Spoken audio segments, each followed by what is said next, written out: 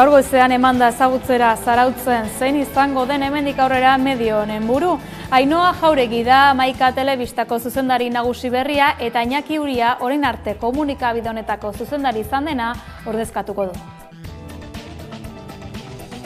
Erantzunkizun eta ilusio handiakin hartzen dugu erronka hau egia esan.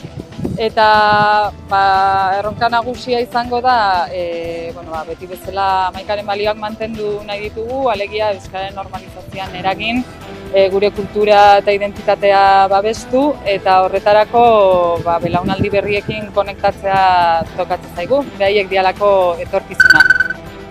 Atutxak iragarri du ez duela Bizkaiburu Batzarraren presidentetzan jarraituko. 2013tik zuzendu du eta buruzagi jeltzaleak gaur jakinarazi du une ezin hobea dela garai bati amaiera emateko. Kargua utzita bere lanbidera itzuliko da normaltasun osoz. EAJ urriaren 17an ekingo dioaren lurralde egiturak berritzeko prozesuari eta hura amaitzean herriak izango dira Arabako, Bizkaiko eta Gipuzkoako buruzagiak.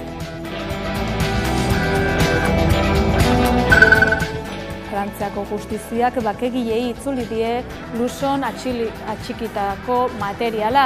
Maiatzean amaitu zuen Etxeberriren eta Moieren aurkako epaiketa haien aurkako zigorrik gabe. Orain berriz, etaren armagabetze prozesuan atxikitako materiala itzuli diete armak salbu. Espainiako Kongresuak frankismoak goraipatzen duten elkarteak desegitea ahalbidetuko lukeen legea tramitatzen onartu du. Memoria demokratikoaren bidean doan proposamen honek alderdi guztien onespena jaso du, alderdi popularrena barne, Vox talde ultraeskuindarrarena izan ezik.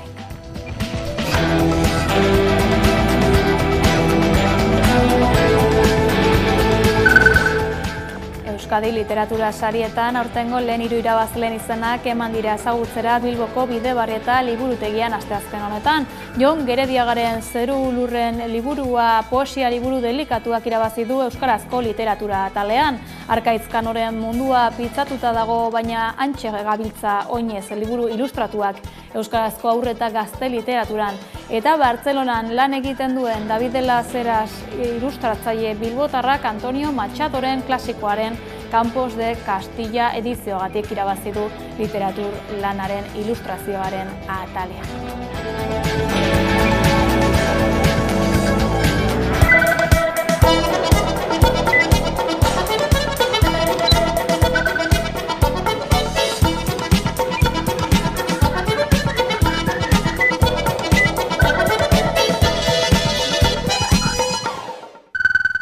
Gabon guzti hori, Mikel Zabalzaren eraiketa argitzaren bidean, hainbat dokumentu desklasifikatzeko eskatu zion atzo Madrilgo Senatuan Uxue Barkos Geroa Baiko senatariak Espainiako gobernuari.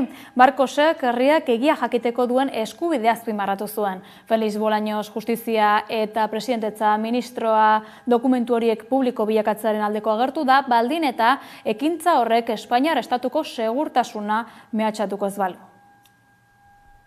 Uxue Barkos Geroa Baiko senatariak Felix Bolaños Presidentetza Justizia eta Gortekiko harremanetarako ministroari eskatu dio, gobernuak sekretu ofizialen legea erreformatzen duen bitartean, Mikel Zabalzaren kasuaren inguruko dokumentuak desklasifikatzeko. Espainiako gobernuak dokumentu sekretuak desklasifikatzeko eskumena du ministroen kontseiluaren akordio bidez. Naiz eta Euskal Herriko estatu terrorismoari dagokionez, behin bakarrik eta partzialki egin zuen.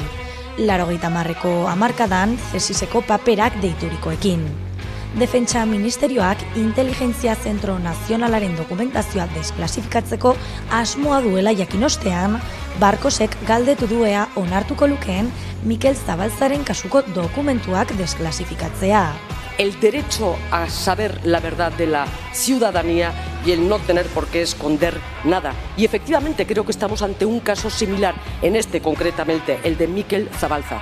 El derecho a saber de la ciudadanía navarra y por supuesto de la familia de Mikel Zabalza. El derecho a reparar la memoria de una persona, el buen nombre de una persona que nunca fue, pero sobre todo el derecho a conocer exactamente qué ocurrió y dónde se falló. Bolañosek esan duenez, gobernu honen konpromisoa izanen du beti ere segurtasun nazionala defendatuz. Barkosek 1978ko sekretu ofizialen legea erreformatzeko beharra azpimarratu du. Que queremos ver con los mismos ojos a todas las víctimas. En este caso, aquellas a las que se le niega algo muy básico, verdad, justicia y reparación, y más cuando las vemos amparadas en una ley franquista. Bolaños bat etorri da senatariarekin esatean sekretu ofizialen legea zaharkituta dagoela eta adierazi du ez datorrela bat haien inguruko herrialdetako legezko estandar honenekin. Itxaso Atutxak Bizkaiburu Batzarreko lehendakari izateari utziko dio. EAJaren Bizkaiko organu goreneko buruzagitzara berriz ez dela aurkeztuko jakinarazi du jeltzaleak gaur goitzean Onda Baskan egin duten elkarrizketan.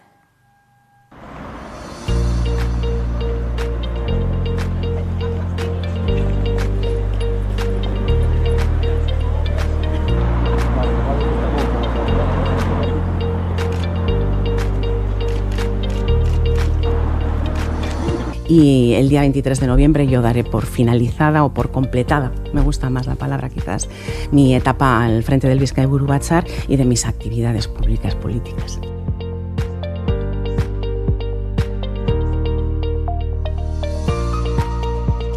Jeltzalearentzat Euskadi eta Euskaldunak dira ardatz eta helburu. Ez daukagu beste ardurarik. Euskal gizartearen ongizatea Europan ere defendatzea.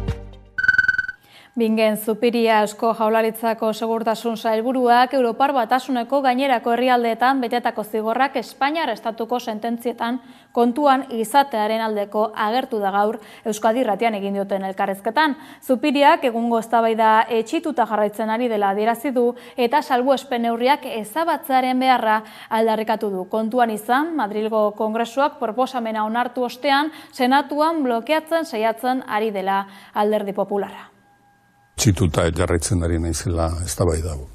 Ez dut oso ondo ulertzen.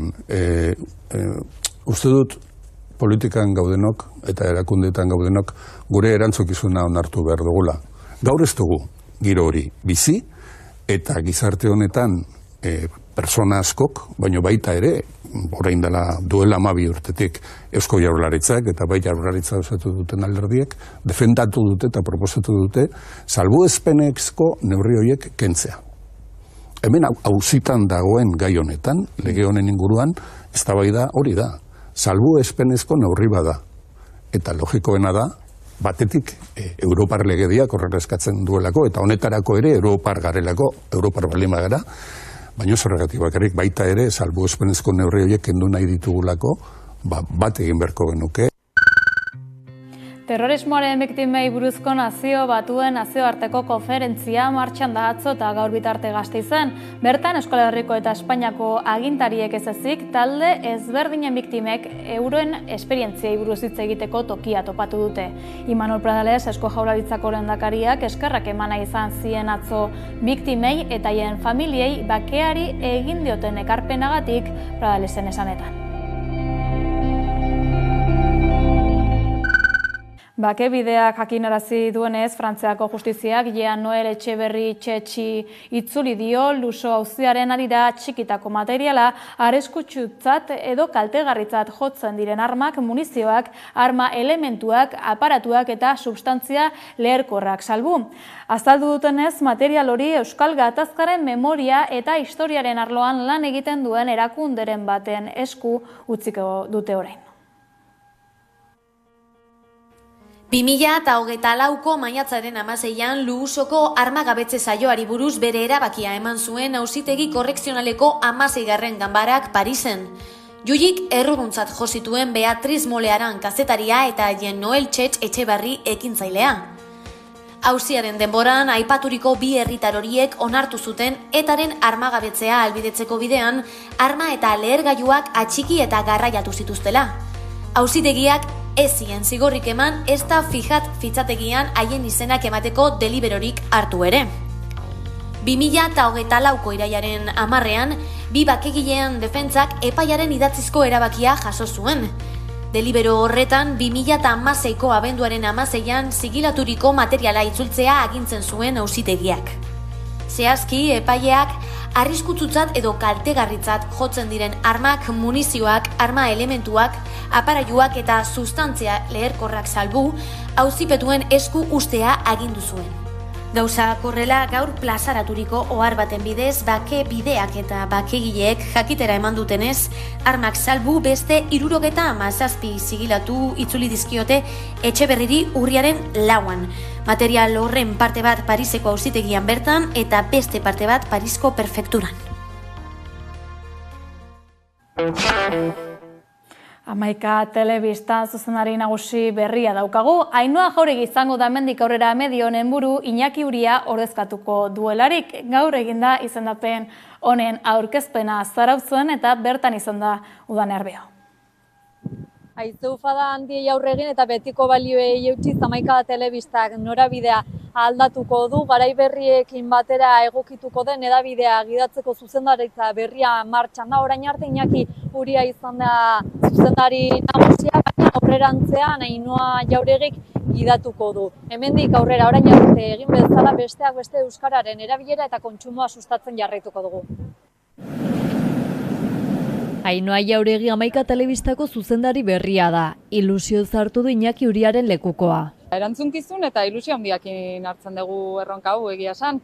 Aurrerantzean 11 telebistak zuzendaritza lantalde gazte berri taraldatzea izango du. Ainhoa Jauregirekin batera Maili Motxales digitalizazio arduraduna eta Honintza Lustiza finantza arduraduna egongo dira lehen lerroan. Zuzendaritza berriak garai berriekin batera egokituko den hedabide bat gidatuko du. Erronka nagusia izango da, beti bezala 11aren balioak mantendu nahi ditugu, alegia euskararen normalizazioan eragin, gure kultura eta identitatea babestu eta horretarako belaunaldi berriekin konektatzea tokatzen zaigu, behaiek dialako etorkizuna. Baina hau dena betiko komunitatea osatzen duten belaunaldi guztiak aintzat hartuta. Eremu digitalaren gorakadari helduz, baina telebistako kontsumoa zahaztu gabe ekoitz eta sortuko diren edukiak plataforma berrietara zuzenduko dira. Horrela gaztei aktualitatea eta entretenimentua euskaraz kontsumitu alizateko tresnak eskainiko zaizkie. Badakigu kontsumo ohiturak eta eskaintza izugarri handia daukagula eta erronka ez dela erresa izango, baina ingo dugu. Iñaki Uriak ibilbide luzea izan du. 2006an 11 telebista sortu zenetik bere izan da zuzendari nagusia. Gaztea zenetik bere bizi oso euskalgintzari eskaini dio. Neri tokatu zait argian kazetari biltzea, argia kudeatzea, egunkarian zuzendari izatea, gero egunkaria kudeatzea. Esango nuke 11 izan dela erronkarik zailenan eretzat eta neurri handi batean gogorrena. Gauza askorengatik, seguramente telebista dalako, telebista pixuago dalako, garaiak aldatu dialako, kazetariak aldatu dialako, telebista egiteko moduak eta ikusteko moduak aldatu dialako, negozio eredua erori dalako, orduan alde guztietatik oso gogorra izan da. Uriak etapa bat itxi eta 11ari honena opa diola esan digu. Opa dio alegete etorkizunik onena. Bai 11 telebista bezala, bai ikusentzunezko bezala, sareetan eta gaztentzat eta gauzak egiten. Eta baita ere, enpresa bezala dauzkan sozioekin euskal komunikazio esparrua osatzeko beharko lukeen elkarlana egiten eta eragiten. Zuzendaritza aldaketa 11 telebistaren eta garai berri baten mugarri izango da. Irailaren 8an iragan zen alarde eguna Hondarribian. Hilabete bat beranduago Jaizkibel konpainiak aurten gertatutakoaren analisia plazaratu du agiri bidez. Batzarrean adostutako analisia da alardeak urtero utzi erresaka emozional eta fisikoa pasatu ondoren argitaratua. Naiz eta ez den iristen alarde publiko eta parekide askeko helburura oraindik, aurtengoa urte berezi eta berritzailea izan dela dio konpainiak eta urrats garrantzitsuak egiten jarraitu dutela. Udalak egin dituen urratsak eskertu ditu Jaizkibelek.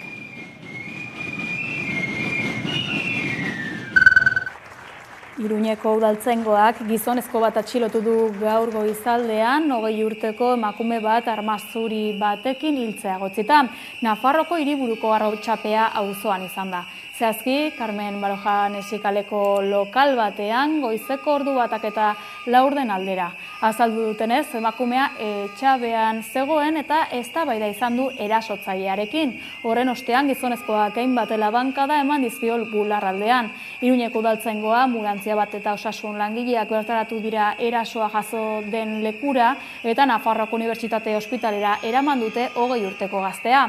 Ura baina anilda sastadak eragindako zaurien ondorioz.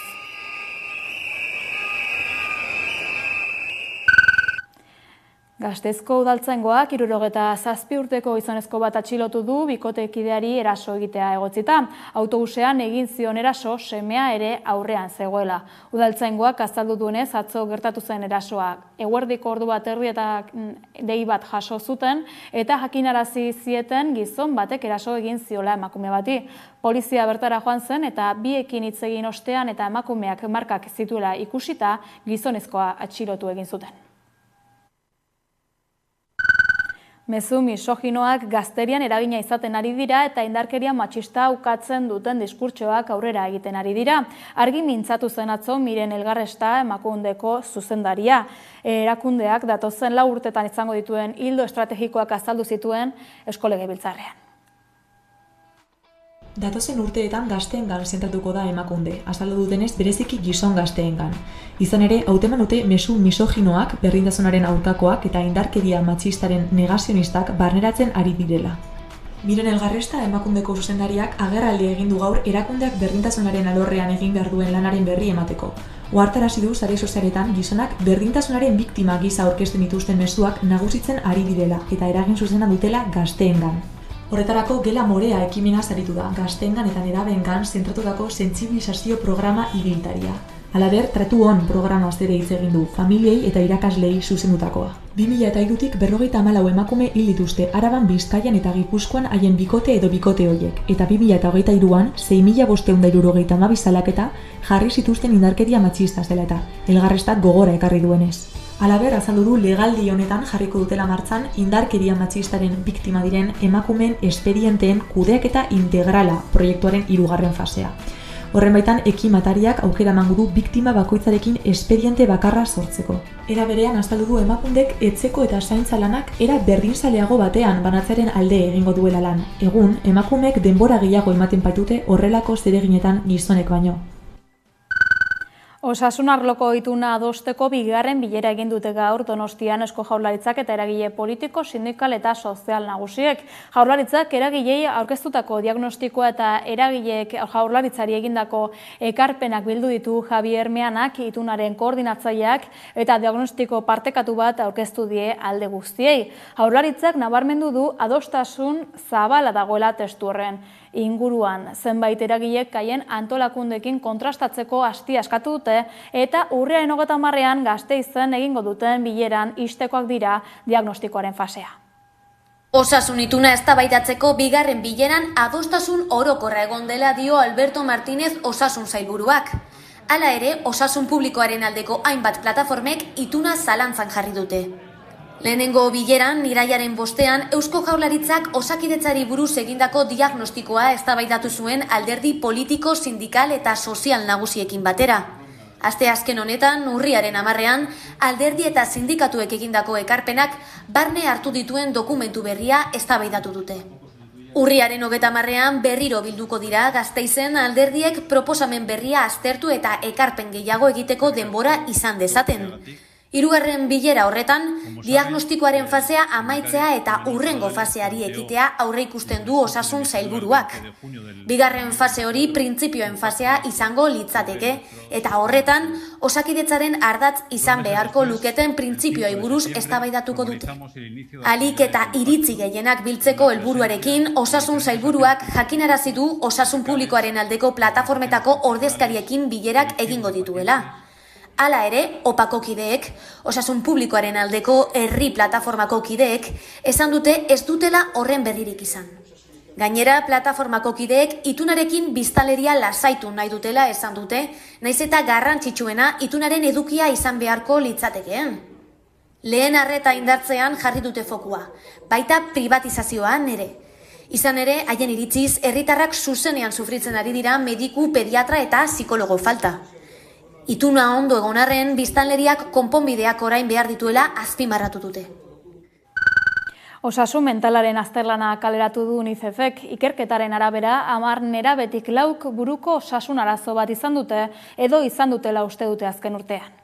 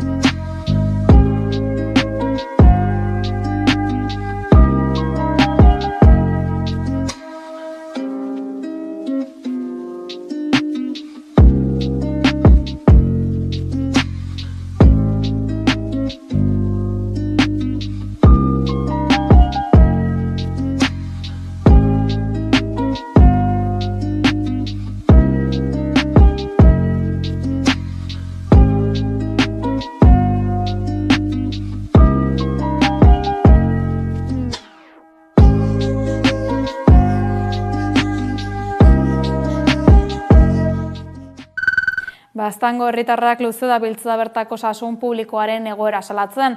Lehen arretan beharraina mediku ez daudela argudiatu dute eta zerbitzua etengabe okertuz doala. Elizondoko osasunetxean izan da Irun Errejano egoera zaurgarri honen inguruko xehetasunak ezagutzeko asmoz.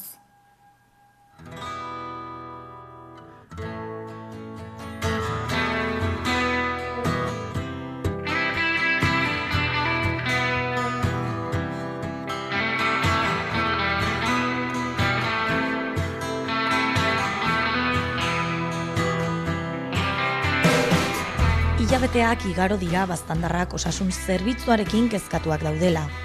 Osasun sistema publiko duina aldarrikatzeko mobilizazio dinamika batekin hasi ziren duela hilabete batzuk. Egoeraren berri emateko abuztuaren 27an bilera irekian antolatu zuten Elizondon Nafarroko osasun plataformarekin batera.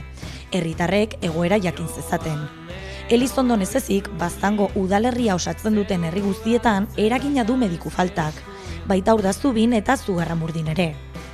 Hala ere, osasun zerbitzuan dagoen hutsunea ez da oraingoa. Honen berri jakiteko Elizondoko osasun etxera gerturatu gara. Baztango osasun plataformako kidea den Elena Arretxarekin hitz egiteko eta plataformako kidea ez ezik Urdazubin erizaina den Izargi Zumarragarekin mintzatzeko. Elenak kontatu digunez, egoerak okerrera egin duen arren, 2020an COVID-ak hutsune handienak utzi zituen. Hastapenak ez dakit, nik uste dut aspaldikoak direla, beti patzen dugu erreferentzia gise pandemia garaia. Nik uste dut aitzinetik ere ja bazirela hainbat hutsune. Nik herritar gise bederen lehenbiziko zera nabaritu nuena izan zen medikuen joan etorria. Bai, igual medikuak baziren garai batean, baina behin etorri, mediku bat zagon, handik 3 hilabetetara edo hainbat hilabetetara itzuli eta bertze bat zen joan etorri hoi. Eta ondarruntara mediku falta, gero eta gutxiago. Honen arira, baztandarrek plataforma sortzea erabaki zuten, haien eskaerekin aurrera egiteko.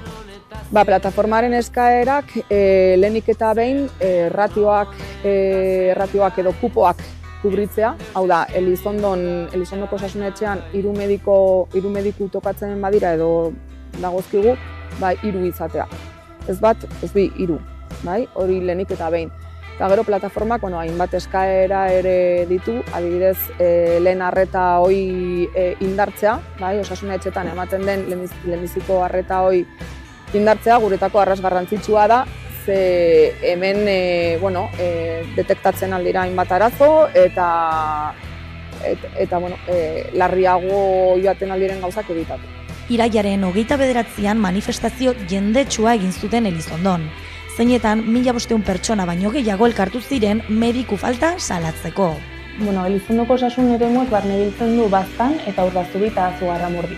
Orden, Elizondoko osasunetxea da osasun zentro nagusie, eta gainerakoak dire konsultorioak. Orden, badago konsultorio bat Urdazubin, bertze bat Arizkunen, Iruritan eta Oronozen. Eta Elizondoko osasunetxea da, osasun etxea handiena, bertzetan mediku eta erizaina bakarrik daude, eta hemen familiako mediku ez bain, badago pediatra, badago fisioterapia arreta, badago gizarte langilea, hau da pixket osasunetxe kompletoena. Oraintxe berian Elizondoko osasunetxean mediku titularrik gabe gaude. Egia da, mediku bat kontratatu zutela irailaren 16-17an, norbaitek plaza hartu bidena bar, mediku bat benbin egoteko. Sistema egonkor bat aldarrikatzen dute. Landa eremuko biztanleak lehen mailako biztanleak direla diote. Beti ere, bigarren maila batean uzten dituztela salatuz. Erraten dutena da, ez dagoela nahiko mediku Nafarroa osoan dauden plaza huts guzti horiek betetzeko, eta orden dauden medikuek aukeratzen dituztela Iruña inguruko zonaldeak, eta landa eremuetan bizi garenak gelditzen gara mediku gabe. Hoi da bereek erraten dutena, eta ez dutela soluzio zehatzik planteatzen. Euskararen garrantzia azpimarratu dute ere, euskaraz hartatuak izateko eskubidea goraipatuz. Olako egoera berexietan, egara medikuek eskatzen eta egara pixket igual edo atzentzen algara hizkuntza eskubide horietaz utziz pixket bigarren mailan, ez? Baina, euskaldunak gara, euskara solasten gara eta hortaz, aldarrikatu nahi dugu ere mediku euskalduna izateko eskubidea. Justo gainera momentu honetan kontratatu duten mediku ez da euskaldune eta kontratatuko dute bertze bat edo idea hoi dago eta bera ere ez da euskaliztune. Orden, alde hortatik medikoa bai, baina ez dute euskara solasteko eskubidoi edo euskara zartatuak izateko eskubidoi bermatuko.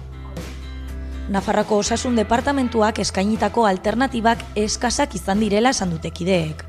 Behin-behineko medikoa eskaini dizkiete eta hori baztandarrentzat nahikoa ez dela argi utzi dute. Hortaz, mobilizazio dinamikarekin jarraituko dute, haien eskaera guztiak bete daitezen. Kaleetan haien haserrea eta kezka islatuko dute. Datorren asteazkenean, hilaren 9an, beste elkarretaratze bat eginen dute Elizondon eta dei egiten diete beste behin baztandar guztiei mobilizazioan parte hartu dezaten.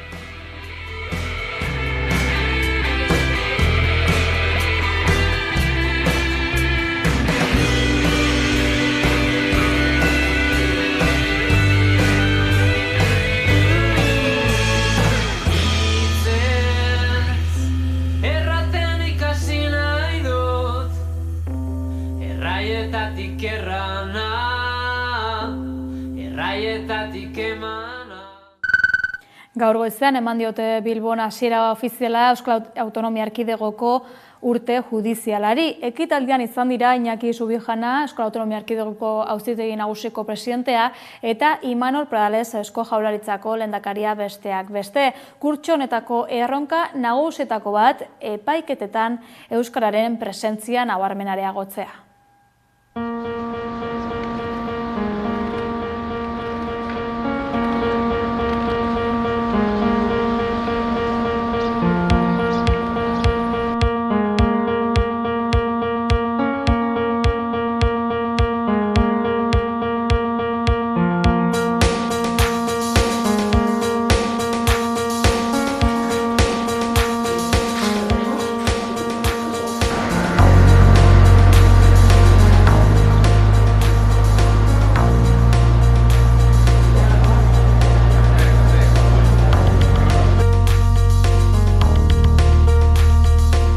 Euskadin oraindik konpondu gabeko gaiak ikusten dituzte justizian eta administrazioaren zenbait zerbitzu publikoetan.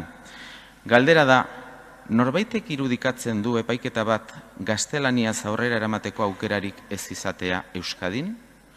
Epaile, abokatu edo fiskal batek gaztelaniaz ez jakitea? Erantzuna ezezkoa da noski. Orduan, zergaitik onartu behar dugu kontrakoa euskarari dagokionez? Errealitate hau aldatu beharra dugu. Ez bakarrik herritarriei zor diegulako, baizik eta legeak horretara behartzen gaituelako ere bai. Madrilgo Kongresuak pauso berri bat eman du memoria demokratikoa ezartzearen bidean. Oraingo honetan, frankismoa goraipatzen duten elkarteak desegitea ahalbidetuko duen legea tramitatzea onartu du. Proposamenak alderdi guztien baiezkoa jaso du Vox ultraeskuindarrarena izan ezik.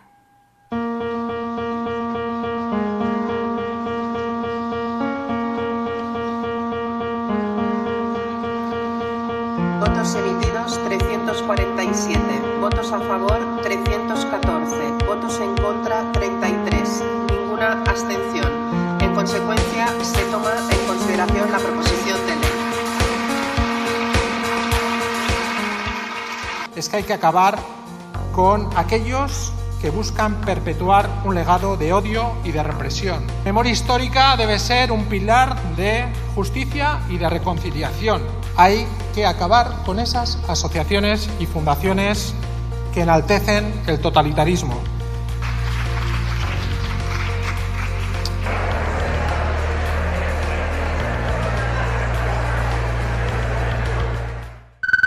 Ekialde hurbilean Israelen erasoek bere horretan dihardute. Armada sionistak Libano ez ezik Siriako hiriburu den Damasko ere bombardatu du. Lurraldean tentsioa areagotzen doa eta Irango gobernuak gerra baten beldurrez dela ere adierazi du.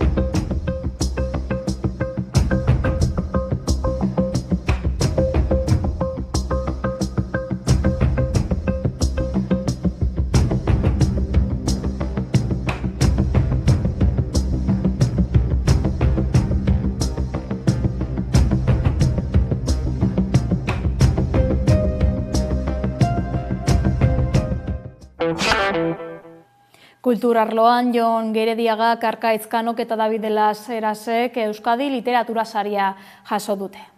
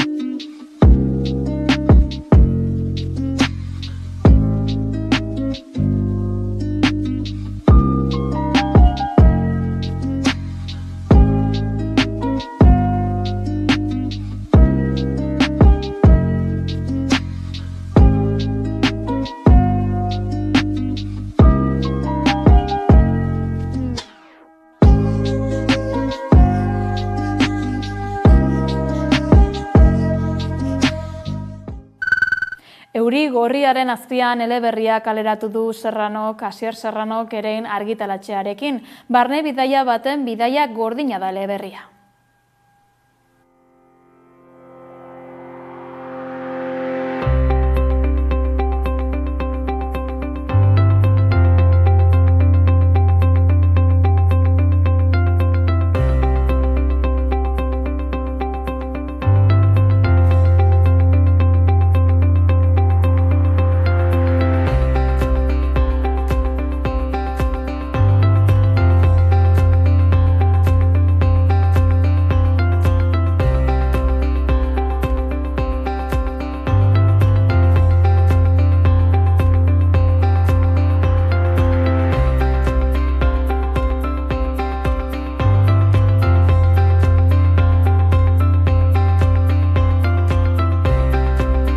irakurleari proposatzen diodan ariketa, hau da, ea asmatzen duen norden narratzaile oro jakile.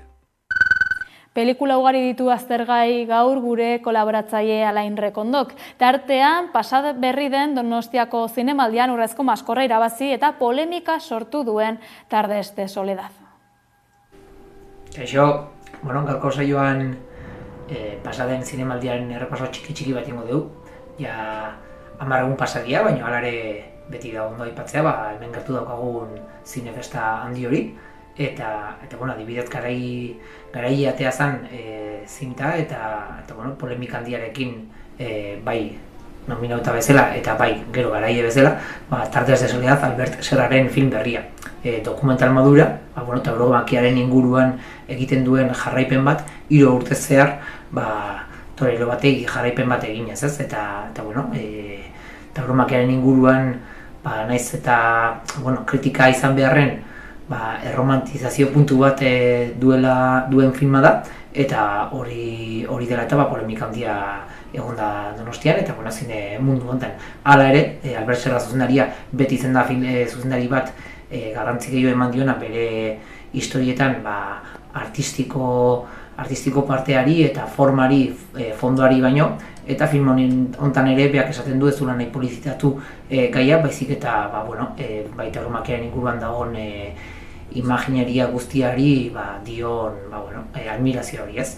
Ikusiko dugu estreinu zine komertzialetan noiz dan eta iritzi bat eukitzeko ikustea da aukera bena. Hortaz aparte, euskal zineak eukizuen garrantzia aipatzea ondo beti eta Irizar sariaren garailea izan zen Chaplin filma, berriro ere dokumental bat izan dena, Chaplin artistaren joa batez zuzendutakoa, eta bigarrengo postuan edo aipamen berezia eduki zuen erreplika berriro ere dokumentala izan zena, eta bertako historia bat hau bai, Madergin baten desagerpenaren ondorioz, desagertuta dagoen horren ikerketa bat egiten duena zuzendaria oso interesgarria. Eta baita ere aipatzereko, Baskulinari sariaren inguruan, Mugaritz restaurantearen gaiaren zehar egiten den dokumentala garaile izan zena, ez? Mugaritz sinpan ni postre dokumentala. Orduan dokumental asko aurten eta beste enfoke desberdina eduki duen sari banaketa bat. Eta zinemaldia pasaden bezala, gu ere pasatzen utziko dugu eta hurrengo gaia bezala Leidor aretoan edukiko dugun eskaintzari egingo diogu errepaso txiki bat askotan egiten dugu bezala. Hurrengo 2 astetan bai daude proposamen interesgarriak eta nik uste merezi dutena aipatzea. Adibidez bihar bertan zineklubean Marrokiatik datorren Las Jaurias filma edukiko dugu, zinematografia bat ezagutzeko aukera, askotan ez dituguna jasotzen bertako filmak, bihar daukagu tolosan aukera hori. Kasu honetan thriller baten historia kontatzen digu, narkotrafikoen inguruan pertsonai bat nola agintzen duen baiketa bat, gure protagonistari Jasamei, eta honek bizitzen dituen gorabeherak honen inguruan. Badirudi film oso interesgarria dela eta aukera edo proposamen politia biharko. Eta hortaz aparte, hurrengo 2 estreinu aldiak oso garrantzitsuak direnak. Hurrengo asteburuan edukiko duguna aukera ikusteko Jokerren bigarrengo partea, Joken Folia Deux deitzeana, eta ja estrenatu dena zine komertzialetan aurreko asteburuan, baino larunbatetan eta igandetan Tolosan edukiko duguna eskuragarri. Nola ez, proposamen interesgarria, hau ere polemika handia eduki duena, ez gaiarengatik baizik eta zuzendariak Todd Phillipsek egin duen aldaketagatik lehenengo filmaren ondorioz, ez, lehenengo filma arrakasta handia izan zuen, zuzendariak ez du nahi gauza berdina zuzendu bializ eta musikal bat egin du protagonista berdinekin eta dirudi honek kritika ez dula oso ondo jaso, baina beti iruditzaigu interesgarria giro bat edo aldaketa bat egitea eta ez egitea berdina bializ. Beraz, hau konprobatzeko asteburu honetan aukera Tolosan. Eta hurrengo asteburuan berriro aste bateko atzerapenarekin bakarrik estreinua izango duen La Infiltrada filma. Kasu honetan gertu ikutzen daigune historioa, etan infiltratua izan zen lehenengo emakumearen historia kontatzen duen filma daukagu. Arantxa Etxeberria bilbotarrak zuzendutako film berria, eta bueno, seguru ere gai honetan izan da, erresa ezan filma, baina ambizio handia duena. Kasu honetan, Luis Tosar eta Carolina Juste antzezutako filma, eta esan dugun bezala, historia oso potentea kontatzen duna, eta seguro hitz egiteko asko emango diguna. Okerrez bagaude, urriak 19, 20 eta 21, 3 emanaldi izango ditugu Tolosan, seguro espektatiba handia dagoela filma ikusteko, eta bertan beste 3. proposamen hau Tolosan bertan. Errenteriako Juneren Hegoak elkarteak, gaixotasuna duten aurrak eta haien familiak babesten dituen elkarteak, erronka eguna ospatuko du urriaren 11 eta 12. Errenteriako kaleetan egingo dituzten ekimenez mintzatzeko gurekin dugu Joli Martin, elkarteko voluntarioa. Ongi etorri, Joli? Kaixo, eskerrik asko, arratsaldeon. Arratsaldeon zuri ere, ia 10 urte bete zituen Juneren Hegoak elkarteak, aurkeztu guzu elkartasun elkarte hau? Juneren Hegoak 2013an jaio zen, kontua da, urte hortan, June, 2 urteko neskato bat, gaixotu egin zala, eta neuroblastoma ondorioz, hil egin zen. Eta bere gurasok ospitalean zeuen bitartean, hor behar berezi batzuk ikusi zituzten, adibidez, zegoela ama bat, goiz, arratsaldez eta gauez bere aurra zaintzen, bakarrik, etzeukelako bere inguruan sare bat, beraiek babesteko. Orduan, June hil egin zen martxoan, eta ekainerako laguntalde bat osatu genuen eta sortu genuen Juneren Hegoak. Eta Juneren Hegoak helburua da, Juneren Hegoak elkartearen helburua da, sare bat sortzea, vulnerabilitate egoeran dauden familiei laguntzeko. Vulnerabilitate hau edo ahultasun hau sortu daiteke edo eragina da, familia baten haur bat gaixo baldin badago. Eta orduan, guk gure jarduera batez ere, helburuerik nagusiena da, sare bat sortu, laguntza eman, guk familiak hartatzen ditugu, aztertzen dugu zenolako egoeratan bizi diren, zenolako beharrak dituzten ere, eta segun nola aztertzen dugun eta nola ikusten dugun, laguntza ematen saiatzen garela. Eta laguntza hau izan leike, dirua ematea tratamentutarako, edo laguntza ematea ospitaletan aurrak dauden bitartean, edo laguntza psikologikoa, edo, dana gara. Elkartearen kideak voluntarioak zarete denak? Voluntarioa garak danok, baino dago pertsona bat kontratatuta, porque pentsatzen dugu familiak atenditzeko eta voluntarioak ere koordinatzeko, hor indarra sartu behar degula, ze azkenean familiak dira gure, nolabait esateko, gure motorra, gure zentzua, gure helburua, eta orduan hor sakondu nahi degula lana. Eta gainontzeko guztiak voluntarioa gara bai.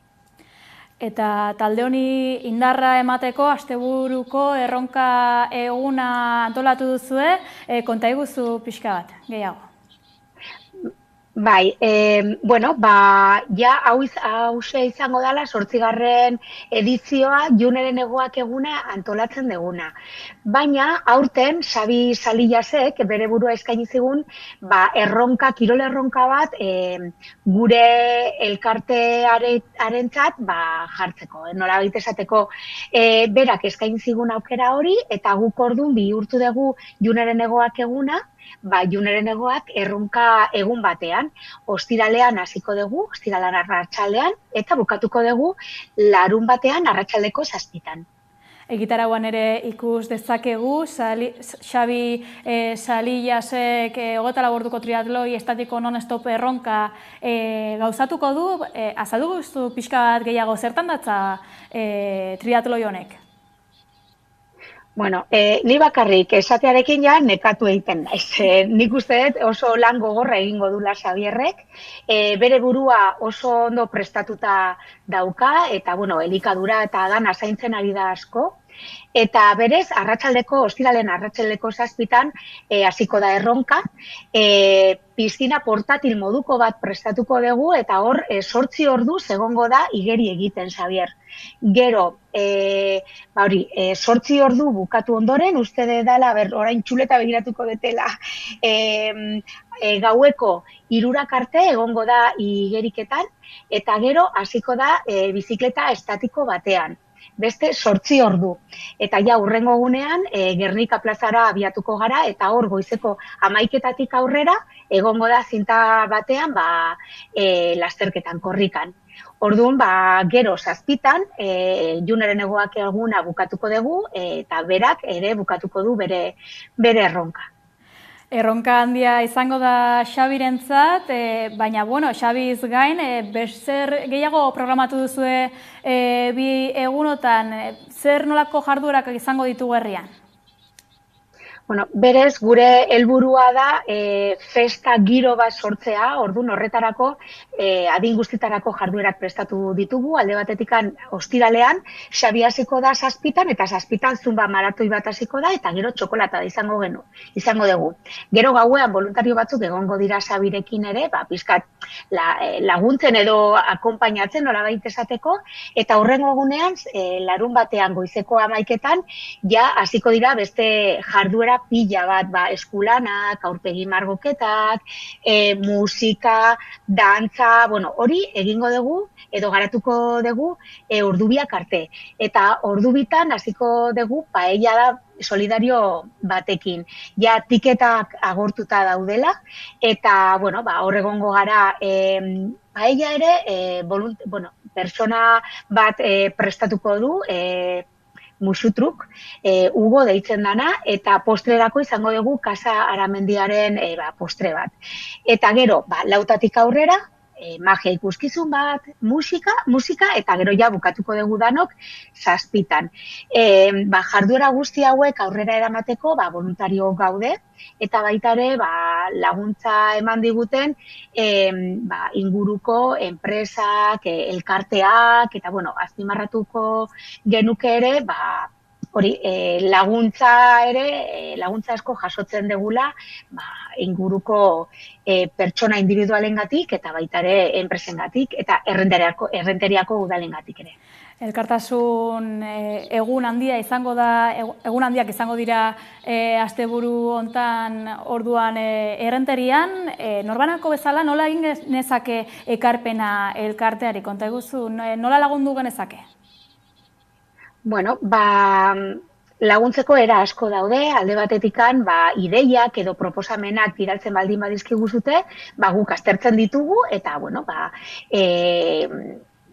aurrera eramango ditugu posible baldin badugu. Eta gero diruz laguntzeko, egia da, irabazi asmorik gabeko elkarteok behar dugu dirua gure proiektuak aurrera eramateko eta gure familiei laguntzeko ere.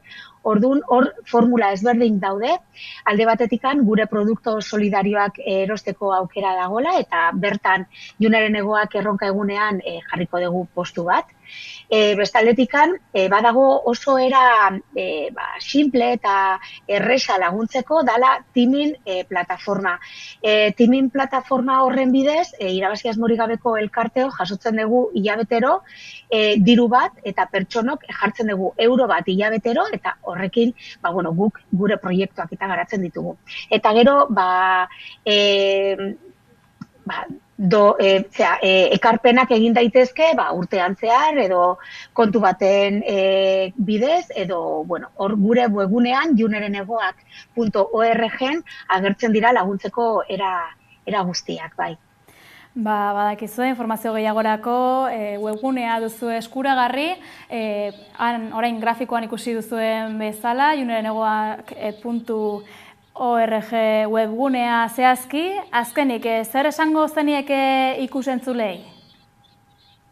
Nik animatuko nituzke, honea etortzea, errenterira etortzea, eta ez baldin badute, edo ezin baldin badute etorri, jakinarazten nahiko nieke, era asko daudela, mundu honetan pixkat gure, ez dakit nola esan, gure leloa da gauza txikiak egiten mundua aldatu dezakegula, nik mezu horrekin geldituko nintzateke, denok zehose daukagu egiteko gure inguruan, eta uste dugu baino behar gehiago daudela gure inguruan, eta batzutan ez dira oso gauza haundiak egin behar, beste hori laguntzeko, hori izango litzake nire mezua eta nire gonbitea, eta, klaro, ondo pasatu nahi baldin badute asteburu honetan, etor daitezela. Seguru oso ongi pasako duzuela, zuek ere, voluntarioak ere. Mila esker Joli Martin, June Negoak taldearen egun handi aurkeztearren. Eskerrik asko.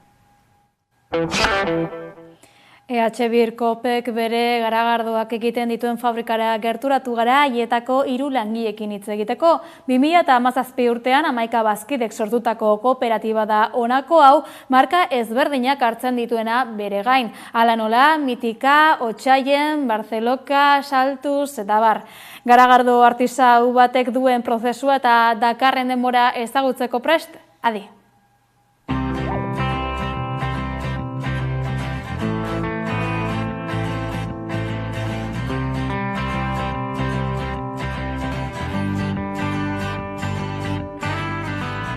EH Birkop garagardogileen kooperatiba bat da.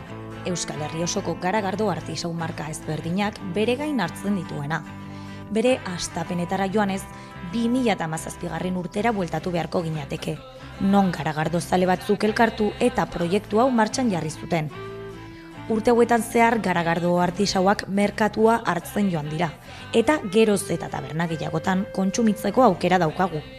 Hala ere, benetan badakigu zenbat denbora dakarren eta zein ezberdintasun dituen garagardo industrial batekin. Gaurkoan, EH Birkopek egiten duten fabrikara, gerturatu gara eta 3 langileekin elkartu gara. Haien istorioa eta prozesua gertutik ezagutu dezagun. Aritz Aranguren kooperatiban administrazio lanetan aritzen da eta kooperatiba honen hastapenetara eraman gaitu. EH Kop 2017 sortu genuen, 5 marka ginen, denok nomadak ginen eta horregatik ezagutzen ginen, garagardo artisauaren inguruan mugitzen ginelako. Aukera atera zen garagardo fabrika hau erosteko, hemen beste garagardo fabrika bat zegoen, eta orduan elkartu ginen marka ezberdinak Euskal Herri osokoak. Orduan Otsaien dakagu, Hernaniko 4 lagun diala, Mitika Iruñako 2 lagun, Saltuz zidan Gasteizko, Zuia herriko beste 2 lagun, ni garai hartan Bartzelonan nengoen, Bartzeloka markakin, orain EH Kopeko marka kudeatzen dut, eta bakoitzak bere aldetik zuen aukera fabrika bat kudeatzeko edo aurrera eramateko, baino denon artean bai posiblea zela gure salmentak batu, indarrak batu eta kooperatiba hau sortzea. Ekoizpena 2018ko ekainean hasi zuten eta hortik aurrera gelditu gabe ibili dira. 11 bazkide dira totalean, naiz eta bazkide eta marka berriak sartu diren. Horietatik 4 langile dira. Ander Labari sukaldaria da eta garagardo prozesuaren hasiera kontatu digu. Jordanek legamia botarte bera baita arduraduna. Zuen bezala daukagu mazeradorea, hemen egiten dena, laburpen txiki bat da urberoa botatzea eta gero garagar malta botatzea. Orduan egiten da nasketa bat eta han ateratzen dugu lehen mostoa. Ordu bat pasatan, nasketa egin eta ondoren, egiten dena da, pixkat rezirkulazio bat egiten duguna da mostoa beti gora mugitzea, zirkulu bat egitea bezala, agian gero ikusi dezakegu, eta ondoren egiten dena da urberoarekin, baukago hemen tanke handi bat urberoarekin, orduan urbera botatzen dugu hemen gainetik, eta horrela gelditzen dira azukreak arrastratzen ditu eta botatzen dugu irakite tankera. Hemen orduan gero, hemen garagardoa irakitzen duenean, egoten da ordu bat, lupula botatzen diogu, Gero, enfriade plakesekin, garagardo enfriatzen da eta botatzen da fermentadoetara. Orduan gero, fermentadan dena egotea, 20 gradutan, botatzen dugu legamia eta orduan hasten da fermentazio prozesua. Jurdaneguren beste sukaldaria daukagu. Jurdanek fermentazio eta botillaratze prozesuak egiten ditu beste gauzen artean. Tanke hauek dira fermentadoreak, hemen egiten da magia demagun, ez? Hemen beti esaten dugu garagardogileak egiten duena da prestatu, ez? Gero legamiak erabili behar duen likido hori prestatu, ez? Hori da garagardogileak egiten duena. Gero garagardoa berez egiten du legamiak. Legamiak egiten du fermentazio prozesu bat, non azukre batzuk, azukre fermentable batzuk hartzen dituen eta bihurtzen ditu alkoholean. Hori oso simplifikatua, baina hori da hemen gertatzen ari dena, ez? Temperatura konkretu batean, normalean egoten da 20 gradu inguru. Garagardoaren arabera, baita ere, baitu garagardo batzuk 10 gradutan egiten dutena fermentazio horiek, beste batzuk fermentazio horiek egiten dituenak pixka bat altuago, baina orokorrean gure garagardo guztiek egiten dute fermentazio lan hori 20 gradu ingurutan. Eta hori da hemen gertatzen ari dena, fermentazio hori.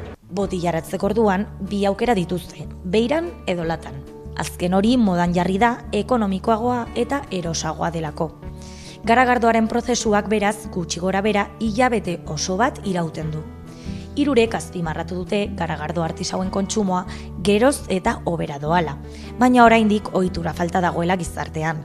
Garagardo artisauak kontsumitzeak dakarren gastu ekonomikoa dela eta.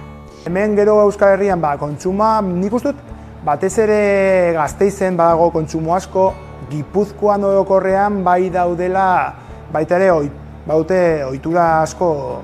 Geroz eta beldur gutxiago dauka garagardo artisaua kontsumitzea. Hasiera batean jende asko esaten dugu, artisaua, ni ez dut nahi. Eta momentuetan gaude, artisaua probatu hau, ostras, ona dago. Eta horrek eman digu pixka bat bizia. Garagardo artisauaren kontsumoa gorakadoa esan dezakegu, dara matzaia urte batzuk gora egiten, baina bai egia da, bizi garen momentu konkretu honetan, esan dezakegu erdi krisi batetan dagoela, bizitzaren garestitzearen ondorio bat da, gure produktua, demagun, kalitatezkoa denez eta besteak baino garestiagoa, bai egia da, nabaritzen ari dela pixka bat. EHKopek hemengo ekoizleekin egiten dute lan orokorrean, eta horrek duen balorea azpimarratu dute. Ekoizpena lokala izateaz gain, gu ere lehen gaiak lokalak izatea saiatzen gara. Malta Nafarroan erosten dugu, lupulua ere Nafarroan erosten dugu, eta ekoizten ditugun garagardoak egiten diren errezetak oso bereziak dira. Produktu lokala eta ekoizpen txikiagokoa denez, industrialekin alderatuz kalitatean jartzen dute fokoa. Garagardo artisauak berezia duena da guk garrantzia ematen diogula kalitateari. Konparatuta beste enpresa gigante horiekin, guk garrantzia ematen dugu gure produktua bertakoa izan dadin, kalitatezkoa izan dadin, eta bar, ez etekinari ez hainbeste begiratu, bai begiratzen diogu, enpresa bat gara noski, eta guk ere biziraun behar dugu, eta bar, baina guk ematen diogu garrantzia kalitateari, eta baita ere, eta batez ere langileen ongizateari, eta bar. Beraz, esan genezake duela 7 urte elkarrekin hasi zuten proiektu berezi honetan sinistea eta baitasuna jartzean dena aurrera egiten duela. Balore handiko kooperatiba da gaur ezagutu duguna eta urteetan biziraunen duena.